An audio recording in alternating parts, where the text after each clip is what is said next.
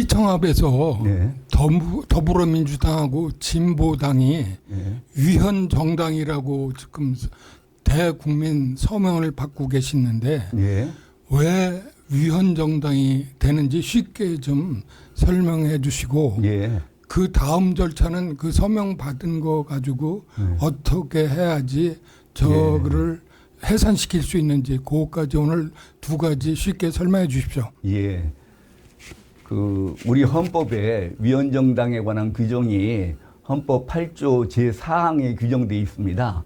정당의 목적이나 활동이 자유민주적 기본질서에 위배될 경우에는 정부는 헌법재판소에 그 해산을 제소할 수 있고 또 정당은 헌법재판소의 심판에 의하여 해산된다. 이렇게 규정을 하고 있습니다. 그러면은 자유민주적 기본질서에 위배돼야 이제 그 위헌정당이 되는 건데 자유민주적 기본질서가 뭐냐? 헌법은 130개 조항으로 되어 있는데 그 헌법이 어느 규정이나 위반돼도 위헌정당이 되는 것이 아니고 그 헌법 중에서 자유민주적 기본질서에 관한 조항에 위반돼야 위헌정당이 되는 겁니다. 그러면은 자유민주적 기본질서라는 게 구체적으로 뭐를 얘기하느냐? 8가지입니다. 첫째, 국민주권주의. 둘째, 기본적 인권의 존중. 셋째, 권력분립제도. 넷째, 의회제도. 다섯 번째, 복수정당제도. 여섯 번째, 선거제도. 일곱 번째, 사유재산과 시장경제를 골간으로 하는 경제질서. 마지막으로 여덟 번째가 사법권 독립입니다. 이 8가지 자유민주적 기본질서에 위배되면은 위헌정당이 됩니다. 그런데 아까도 헌법 규정을 말씀드렸지만 그 목적이나 활동이 자유민주적 기본질서에 위배되어야 위헌정당이 됩니다. 그런데 과거의 통진당 같은 경우는 목적이 국민주권주의에 위배됐습니다. 자유민주적 기본질서의 가장 중요한 국민주권주의에 위배되었습니다. 그래서 통진당은 위헌정당으로 해산이 됐습니다. 그런데 더불어민주당은 목적 자체가 자유민주적 기본질서에 위배되지는 않는데 문재인 정권 이후에 종전에 더불어민주당이 성격이 많이 바뀌어서 자유민주적 기본질서에 위배되는 활동이 23가지나 있었습니다. 그래서 더불어민주당은 위헌정당이고 해산되어야 한다고 말씀드리는 겁니다. 그럼 구체적으로 더불어민주당이 어떤 활동을 했길래 위헌정당이라고 그러느냐? 가장 쉬운 예를 하나만 들겠습니다. 먼저 국민주권주의에 위배되는 활동은 어떤 것이 있느냐? 2018년도에 더불어민주당이 우리나라 헌법을 개정하려고 그랬던 거는 다 알고 계실 겁니다. 그때 우리 헌법을 개정하려고는 가장 중요한 내용이 뭐였냐면은 자유민주적 기본질서에서 자유를 빼고 그걸 그냥 민주적 기본질서로 바꾸려고 그랬습니다. 그러면은 자유민주적 기본질서가 잘못됐다고 그래가지고 자유를 뺐으면은 그 남은 민주주의에는 자유민주주의는 포함이 안 되는 겁니다.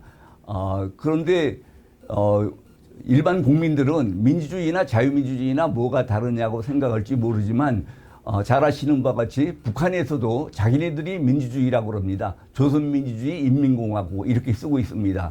그런데 그 더불어민주당이 자유를 뺀 것이 인민민주주의라고 반드시 그거를 확신할 수 있느냐. 그런데 일반 국민들은 모르지만 저희같이 공안을 전공한 사람들은 그거를 잘 알고 있습니다. 어떻게 알게 되느냐. 국내 좌익 세력들은 기본적으로 북한의 지령이나 북한의 정책을 따르게 돼 있습니다. 그런데 북한은 2010년도에 북한 헌법보다 더 상위 헌법인 노동당 규약을 개정을 했는데 그 개정한 가장 중요한 내용이 뭐냐면은 대남 전략전술의 명칭을 종전에 민족해방 인민민주주의 혁명 전략에서 인민을 빼고 민족해방 민주주의 혁명으로 바꿨습니다. 그 당시 왜 갑자기 북한이 대남 적화혁명 전략의 명칭을 에서 그 인민을 뺐느냐 굉장히 궁금해 했지만 나중에 알고 보니까 저들은 주장은 그렇습니다. 자기네들 인민민주주의가 진짜 민주주의고 자유민주주의는 가짜 민주주의다.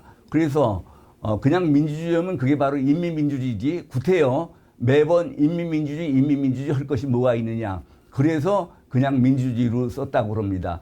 우리나라 그 당시에 문재인 이 종북 세력들이 북한의 그 얘기를 그 주장을 그대로 받아서 우리나라 헌법을 민주적 기본질서로 바꾸면은 그게 바로 자유민주주의 기본질서를 인민민주주의 기본질서로 인민민주주의 헌법으로 바꾸려고 했던 것입니다.